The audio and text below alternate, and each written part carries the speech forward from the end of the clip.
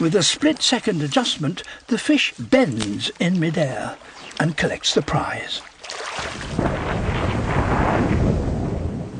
Anacondas are the largest of all snakes.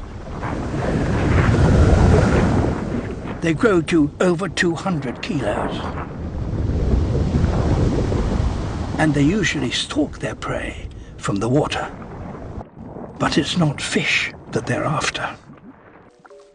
If the monkeys stray too close to the water, they will be in danger. The scout gives a warning call.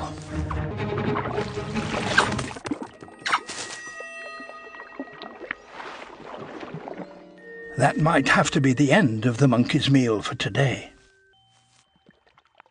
But now the Piliputanga know where the fruit is, and the